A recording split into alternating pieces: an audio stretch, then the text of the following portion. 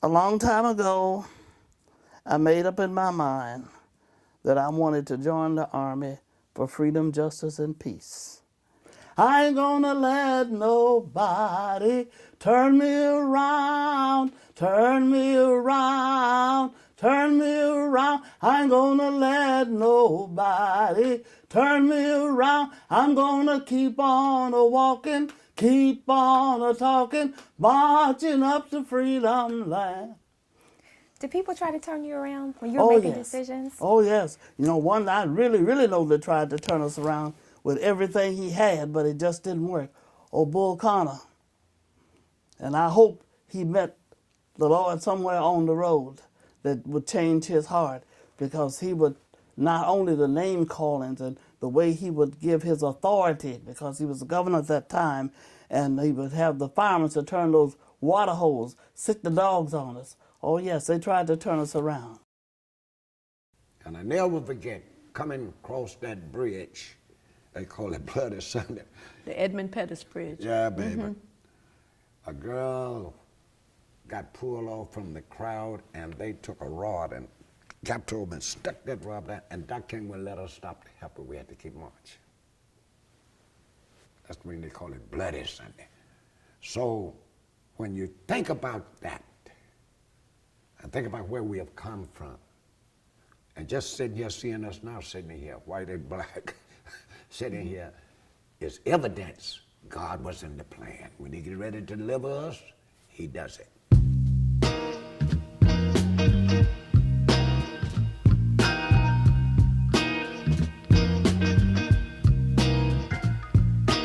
Kentucky's movement was equally as rich and is it rich, and the Civil Rights Hall of Fame captures that.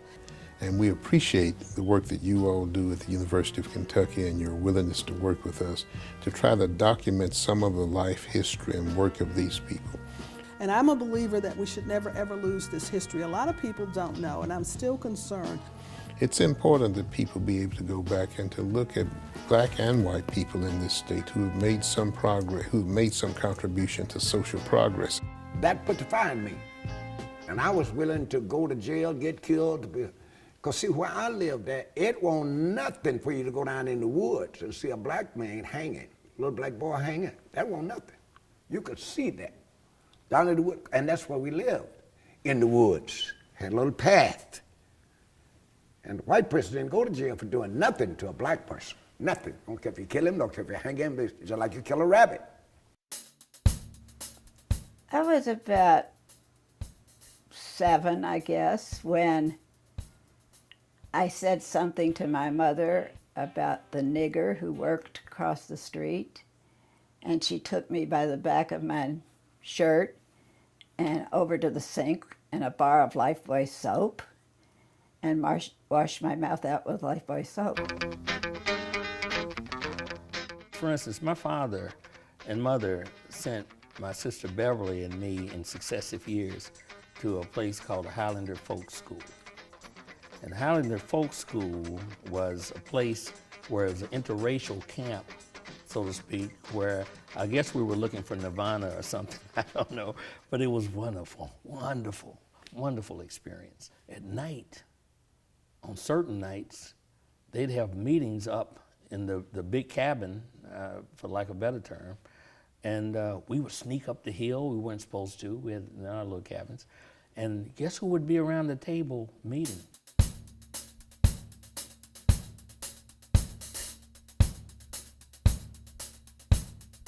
So you've been arrested 37 times in Louisville? In Louisville. And then you've been arrested other times in other parts of the country? In Jackson, Mississippi. I've been to prison in Georgia. I've been to prison in Alabama. I've been to Parchman. Let's see, where else did I go to jail at? I've been to jail in South Carolina. And I've been to jail in Washington, D.C., moving up south. Were you in those marches? No, I was at home raising money to get people out of jail who were arrested during those marches. Because I had 5 children, it really wasn't practical for me to get arrested. Although to this very day, it is a slur on my reputation that I've never been able to get arrested. I mean, seriously, everybody I know in the movement was arrested. I just missed it. I think one of the great things that happened was our music. We would always sing. We would always sing in jail. We would sing in jail and would pray and sing, and we'd have bands in jail. We had guys playing the drums, and had trumpets and everything. We made music in jail. It was a time when you could feel the blood rushing through your veins. That's the only way I can describe it. You felt it inside out. You knew it, you lived it, and you thought and you knew you was on the precipice of something important. There's something important and that you had a role in it. I think if you go with anybody back in those days that were involved, I think that was the sentiment that they had.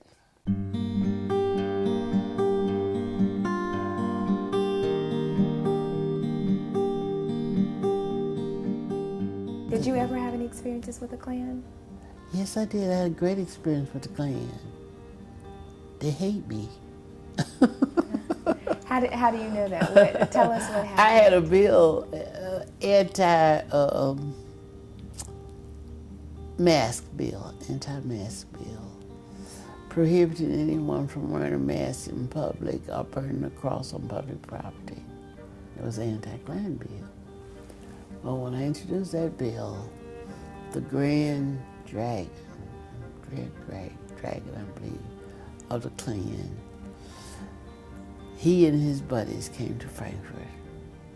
And one day I was walking in the hall, Frankfurt, in the hall, and I didn't know who he was. He came up and he told me who he was. He gave me his name, Sherman something. I can't think of it. But anyway, he was the Grand Dragon. And he started telling me a story about how somebody did something to them and they set the bus on fire, and he was going through all this stuff, telling me about it. I'm walking along the hall. I'm on my way to a committee room to try to get my bill reported out of the committee. So I went on before the committee and I talked about it, the bill. And they reported it out favorably. That evening I called my husband, Powers, and I said, and he always told me, he said, well, I saw you on TV on the news. He said, you seem so nervous. I said, if you had that grand devil standing behind you, you'd be nervous too. I didn't call him Grand Dragon, I said the devil. I said that grand devil, but standing behind you, you'd have been nervous too. It was an ugly time in this community.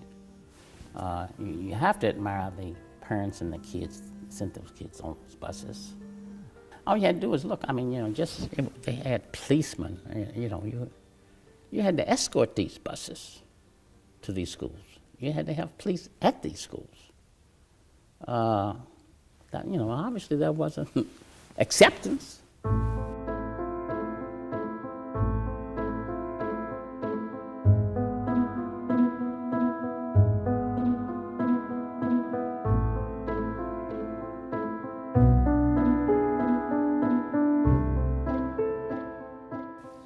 As a Christian, if you are not engaged in social justice, something is wrong with the way that you read the Bible. I'm going to say one more time. As a Christian, if you are not engaged in social justice, something is wrong with the way that you read the Bible.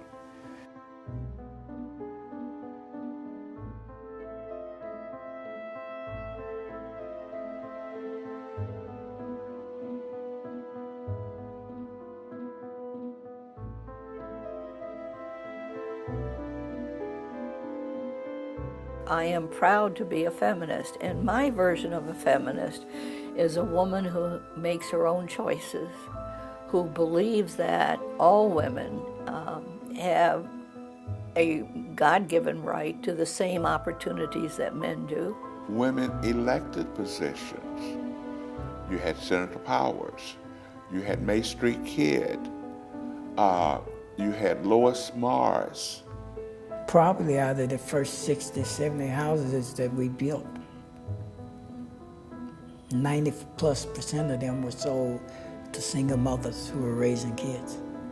And they were built mostly by African American ex-offenders who was coming back from prison.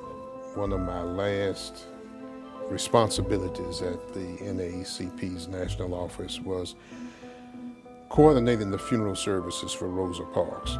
So I just completed a story, the day, _day, Dr. Martin Luther King was killed. How 5 of us spent 5 hours together in my room at the Lorraine Motel on the day he was assassinated. Who were those 5 people?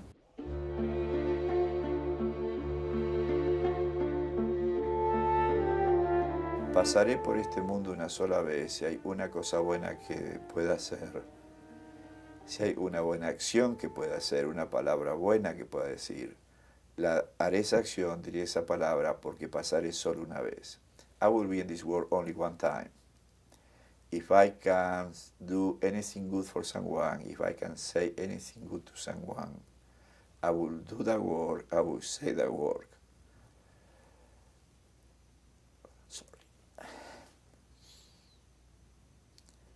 Because I will be here only one time. Oh, freedom, oh, freedom, oh, freedom over me, and before I'll be a slave, I'll be buried in my grave and go home to my Lord and be free. That's my favorite. I met that. Before I be a slave, I'd be buried in my grave and going home to my Lord and be free.